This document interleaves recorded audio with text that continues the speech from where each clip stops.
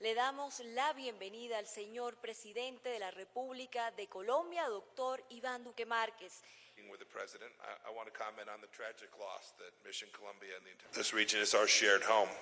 What happens here in Colombia affects all of us in the United States. And I've said repeatedly, most recently at the OAS, just a few days ago, I'm glad to see that cooperation between democratic nations of the Western Hemisphere is at an all-time high. Citizens are rejecting authoritarianism and embracing freedom, and that's good for all of us. We aspire to have a hemisphere of freedom. This past weekend, as you may already know, President Duque and I just discussed our commitment, our reaffirmation of a commitment and our shared values. At the top of the agenda was the enormous humanitarian crisis in Venezuela caused by Nicolas Maduro and his regime. I saw firsthand the devastating consequences of what Maduro brought when I traveled to Cúcuta a few months back.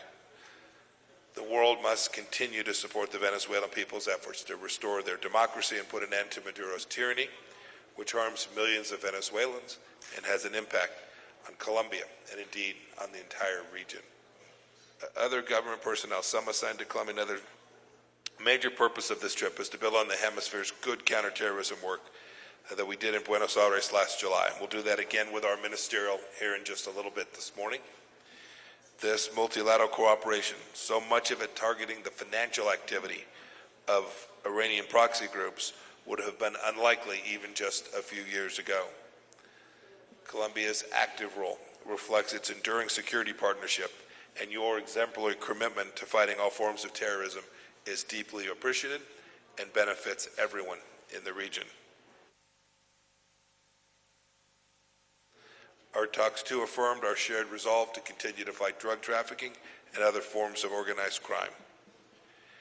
As a result of aggressive counter-narcotics efforts by President Trump and President Duque's administration has rolled back record-high cultivation and cocaine production levels.